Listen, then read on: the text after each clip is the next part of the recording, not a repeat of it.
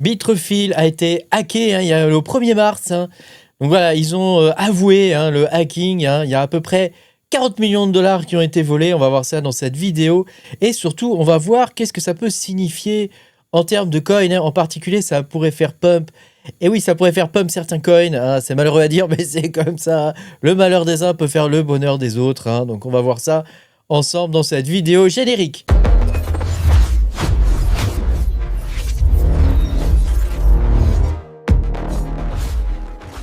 Bonjour les amis, je suis très content de vous retrouver aujourd'hui pour cette nouvelle vidéo où on va parler du hacking de Bitrefill, où ils expliquent pas à pas comment ça s'est passé, sachant que leur suspect principal, ça serait Lazarus, un truc comme ça. Lazarus, donc c'est des Nord-Coréens, c'est un groupe de hackers nord-coréens. Et donc on va voir aussi qu'est-ce que ça signifie pour nous. Est-ce que, bon, évidemment, si tu avais des coins dessus ou je ne sais quoi, bon, bah, dommage pour toi, quoi. Mais d'un autre côté, ça peut être intéressant pour nous parce que ça peut signifier aussi que certains coins pourraient pump. Et on va voir ça justement dans cette vidéo. Avant qu'on commence, pense à me mettre un petit pouce bleu pour m'encourager, bien référencer la vidéo, à t'abonner si tu n'es pas abonné. Je te rappelle que tu peux me soutenir en allant sur patreon.com/makertronic. Même si en ce moment on est tout le temps en jour rouge, voilà, les jours rouges malheureusement pour les mineurs c'est des mauvais jours, c'est les jours rouges tempo, tu sais, voilà, nous c'est les jours hyper chers, donc en ce moment je pense qu'il y a peu de gens qui minent, mais voilà, on attend le retour des jours bleus et des jours blancs, ça arrivera fin mars, donc voilà, si tu veux me soutenir, tu peux aller sur patreon.com. Makertronic et tu peux soutenir ma petite chaîne. Je te rappelle que je ne suis pas conseiller financier. Tout ce que tu verras dans cette vidéo n'est pas un conseil financier, c'est du divertissement. Et oui. Alors on va pouvoir commencer. Donc, le 1er mars, Bitrefill a été la cible d'une cyberattaque. Donc ils ont observé en fait qu'il y a eu un malware qui a été utilisé et ils ont pu constater pas mal de similitudes entre des attaques du groupe passé. Alors, je ne sais pas comment ils font à trouver ces similitudes-là, mais en tout cas, ils pensent que c'est Lazarus ou Bluenorov. Je sais pas, j'arrive pas à lire ce truc-là. Bluenorov. Alors, l'accès initial a été obtenu du coup via un ordinateur portable d'un employé. Donc, c'est le PC d'un employé qui a été compromis. C'est souvent comme ça que ça se passe.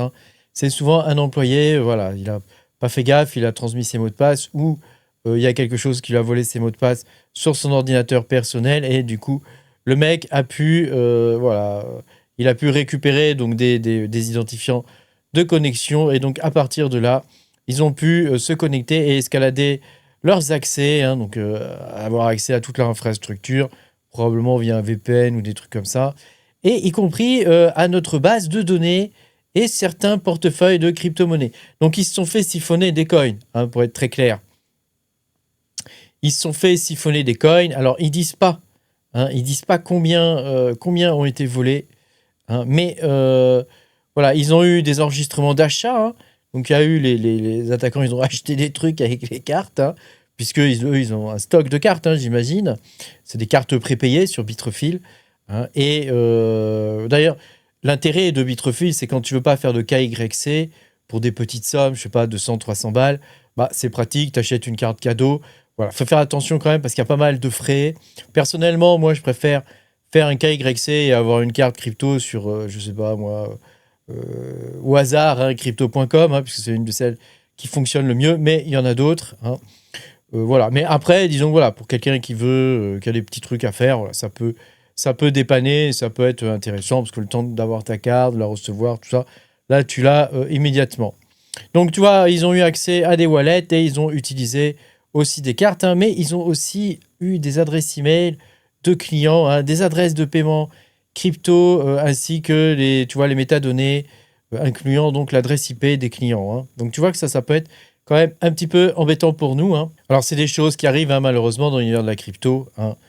C'est des choses qui arrivent que des protocoles se font hacker, des exchanges se font hacker. On l'a vu nous régulièrement, des petits exchanges se faire hacker. Alors est-ce que ils se sont vraiment fait hacker ou est-ce que le mec s'est barré avec la caisse? On peut jamais vraiment savoir. Là, en tout cas, on parle, d'après certaines sources, il s'agirait d'environ 40 millions de dollars hein, qui ont été hackés. Donc, c'est pas une somme gigantesque, hein, en tout cas pour Lazarus. Hein. Ils ont l'habitude de faire des coups beaucoup plus gros. Hein. L'année dernière, ils ont fait un coup, je crois, à 1,6 ou 1,4 milliard. Hein. Donc, tu vois que là, c'est pas un de leurs plus gros coups. Mais voilà, ça reste quand même... hein, il n'y a pas de petit gain pour eux, j'imagine. Hein. Donc, voilà, c'est problématique. Hein. C'est problématique. Voilà. Actuellement, il y a des protocoles d'intelligence artificielle qui analysent en tout cas, il y a des blockchains qui sont en train de sortir. Ça fait partie des nouveaux narratifs hein, qui incluent donc des LLM qui sont entraînés donc, sur des transactions et en particulier sur les transactions frauduleuses. Et pour le coup, ces blockchains bloquent les transferts avec un apprentissage automatique. Hein. Ça bloque les transferts qui pourraient être frauduleux. Hein. Donc, tu vois, c'est des choses qui vont arriver dans l'avenir, mais qui, pour l'instant, ne sont pas encore implémentées. Cela dit, on a quand même hâte que ça arrive hein, pour pouvoir bloquer tous ces vols hein, qu'il peut y avoir. Hein. C'est vraiment pénible. Hein. Alors, il y a un truc qu'il faut bien comprendre, hein, c'est que quand il y a un hack comme ça, derrière, il va falloir qu'ils écoulent les fonds. Hein. Donc, il va falloir qu'ils blanchissent les fonds, etc. Et donc, un bon moyen pour eux de blanchir les fonds, c'est quelque chose qu'on a déjà vu hein, et qui a provoqué cette énorme pump, d'ailleurs, sur Monero. Hein. Bah voilà, c'est d'utiliser Monero, tout simplement. Hein. Voilà, ils peuvent aussi utiliser des mixeurs et des tas de choses comme ça. Hein. Mais disons que voilà, ils utilisent principalement, ou en tout cas, ils utilisent Monero. Ça, c'est quelque chose qui est certain.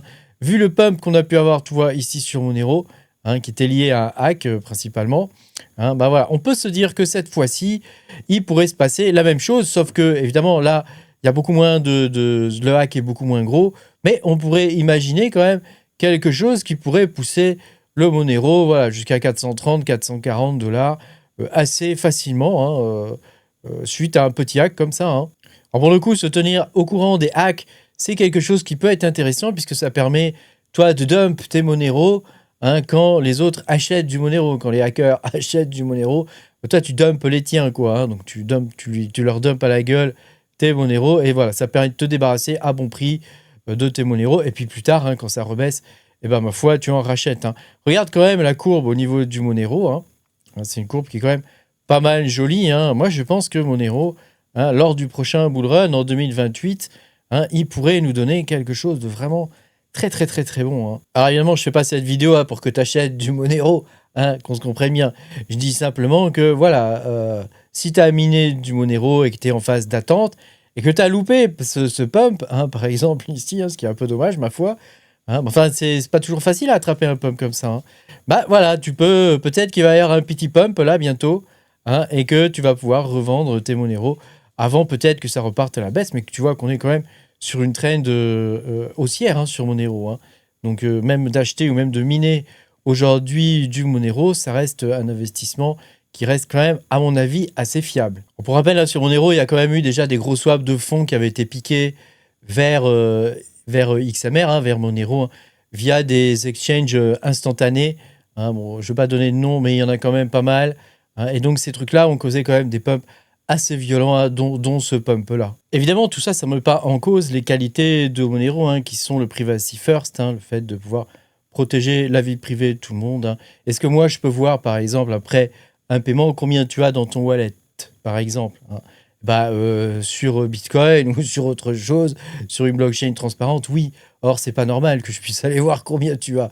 Tu comprends? Donc, c'est très bien que ce genre de coin existe hein, pour protéger la vie privée. Malheureusement, parfois, c'est utilisé à mauvais escient. Donc, cet événement, hein, c'est évidemment un rappel classique des risques crypto hein, qu'il peut y avoir. Hein, et c'est aussi un argument qui est pro-privacy. Hein. Mais voilà, après, somme toute, comme c'est pas une somme gigantesque pour ces hackers, hein, 41 millions, il est fort probable qu'on ait un petit pump, hein, 5-10%, toi, dans ces eaux-là, peut-être un peu plus, allez, soyons généreux, un petit peu plus, mais voilà, en tout cas, on peut s'imaginer ça. Merci beaucoup d'avoir regardé cette vidéo, pense à mettre un petit pouce bleu, abonne-toi à la chaîne, et je te dis à bientôt pour de nouvelles aventures. Salut!